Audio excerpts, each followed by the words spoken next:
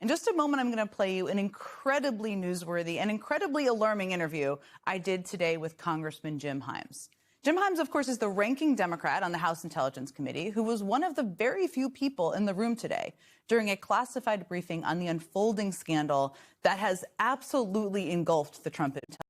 In just a moment, I'm going to play you an incredibly newsworthy and incredibly alarming interview I did today with Congressman Jim Himes. Jim Himes, of course, is the ranking Democrat on the House Intelligence Committee, who was one of the very few people in the room today during a classified briefing on the unfolding scandal that has absolutely engulfed the Trump administration. That is, of course, the September 2nd operation to take out a suspected Venezuelan drug boat and the decision to launch a second strike to kill its shipwrecked survivors, an action that appears to almost exactly fit the textbook definition of a war crime. Now, Congressman Himes was one of, again, only a handful of lawmakers authorized to attend that meeting today. So only a few people have access to the information he has access to, where for the very first time, they were able to watch the full unedited video of that strike. And also, of course, question Admiral Frank Bradley, who's the Navy commander who oversaw that operation. Now, the headlines out of that meeting so far today have mostly covered the news that Bradley said he did not get a reported order from Secretary Hegseth to kill everyone on the boat and leave no survivors. And that is certainly significant news. And in my interview with Congressman Himes, you're going to hear what he says when I ask him more about that. But what took place in that closed-door meeting wasn't exactly in any way reassuring to the lawmakers who were there. And frankly, I knew I had to talk to Congressman Himes after I saw him say this about what he saw and heard in that room today. What I saw in that room was one of the most troubling things I've seen in my time in public service. You have two individuals in clear distress, without any means of locomotion, with a destroyed vessel, who were killed by the United States. Now, I think I know why he had that reaction, because based on what Congressman Himes told me today, there's reason to doubt a number of things we've heard from Trump officials and anonymous administration sources that have been the basis of a number of stories out there about that strike. And I'm going to show you that interview in a second, I promise. Again, it's newsworthy. There's lots of details in there. He says things that have not been said publicly to this point. But first, I want to just give you some important context, because there's a lot of details in this whole story to cover and follow. It was a big part of any possible justification for that second strike seems to hinge on this idea that the survivors clinging to the wreckage of that boat were communicating with their cohorts by radio in an effort to resume their alleged drug smuggling. Now, as the Wall Street Journal reported just last night, Admiral Bradley planned to tell lawmakers that he, quote, concluded the two survivors were attempting to continue their drug run, end quote, in making his decision, considered that survivors were believed to be communicating via radio with others in the drug smuggling network. That's a very key detail there. And that's according to two defense officials. Now, obviously, the reported use of a radio or a communications device and the potential to use it to communicate with anyone from a drug smuggling ring is pretty central to the Pentagon's attempt to defend the indefensible. And clearly, some people at the Pentagon wanted that information out very, very badly, because versions of that story have been reported now by multiple outlets. I mean, here's ABC News.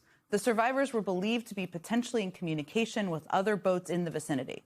And that was one reason why, quote, the two survivors were determined to be still in the fight and considered to be valid targets, all per a source familiar with the incident. Likewise, here's the Washington Post, quote, U.S. personnel believed the survivors possessed communications equipment and may have been capable of calling other drug smugglers, per someone familiar with what Admiral Bradley planned to tell lawmakers today. And here's the New York Times, quote, the U.S. military intercepted radio communications from one of the survivors to what a U.S. official said were narco traffickers.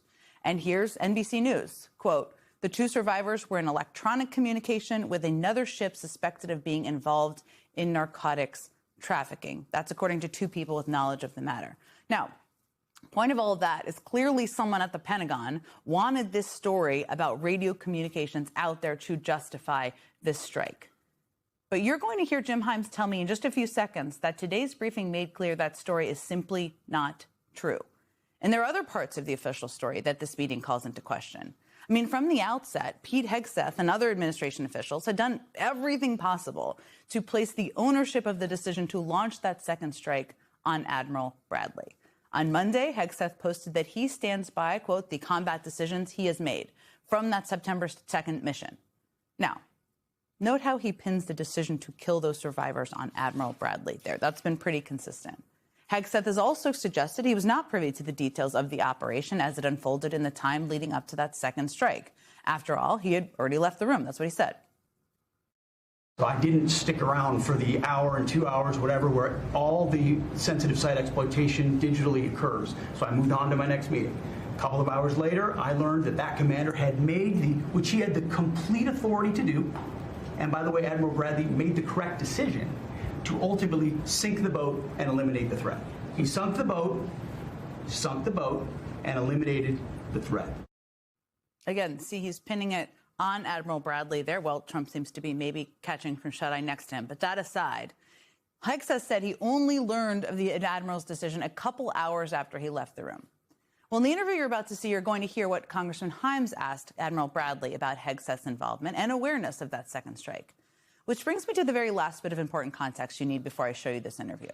Because we've already seen how Secretary Hegseth has tried so hard to distance himself from this strike any way that he can. First by pinning sole responsibility for what happened on Admiral Bradley repeatedly, then by revealing he, quote, didn't stick around to see the rest of the mission. And then by offering this absurd defense when he was asked to confirm that he didn't see the shipwreck survivors after the first strike. So you didn't see any survivors, to be clear, after that first strike? I did not personally see survivors, but I stand, because the thing was on fire. It was exploded and fire or smoke. You can't see anything. You got digital. This is called the fog of war. This is what you in the press don't understand. I think a lot of people in the press do understand. I mean, the fog of war is a phrase that's commonly used to refer to the confusion caused by the chaos of a war or a battle. But it does sort of make you wonder if Secretary Hegseth thinks the phrase refers to literal fog. Well, whatever confusion Pete Hegseth may have been experiencing personally about that phrase, and it seems like he had some, what Congressman Himes describes to me is considerably different from what you just heard Hegseth say there. Okay, buckle up, everyone. Here we go. Joining me now is Congressman Jim Himes. He's the ranking Democrat on the House Intelligence Committee, and he was inside that classified briefing today. Congressman, thank you so much for being here with me. You said earlier today that what you saw in that room was the most disturbing thing you've seen during your time in public service, which is quite a thing to say. I mean, that comment definitely sent a chill down my spine. I'm sure a lot of people who heard it. Tell us why you were so disturbed. Yeah, Jen, and I mean, I'll give you some context here. You know, in virtue of my role on the Intelligence Committee, you know, these sorts of videos in other contexts are not foreign to me. So, you know, I'm not pearl clutching over something I haven't seen before. But what I saw in that video, and I'm hoping that the American people will have an opportunity to see it and judge for themselves, were two individuals whose boat had been incinerated and capsized, clinging for life without any visible means of survival or support, and then they were killed. You know, it raises profound moral and ethical issues that anybody who watches this video should have. But it also points to something that is super clear in the laws of armed conflict and in the Pentagon's regulations around that, which is that once an individual has been placed out of any ability to conduct hostilities, to attack you, the technical phrase is hors de combat, once an individual can't attack you, you can't kill that individual. And there's a complicated argument made that, you know, well, this individual might have been picked up by his buddies and, you know, maybe they would have saved some cocaine. Maybe. No evidence that would have happened, and it certainly wasn't happening. So there's just no way to get away from the fact that the United States killed two individuals who were shipwrecked and in massive distress. And, you know, I will leave it to the lawyers to determine the precise elements of the legality of that. But anybody who sees that video would have real questions about whether the United States is abiding by the values that distinguish us around the world.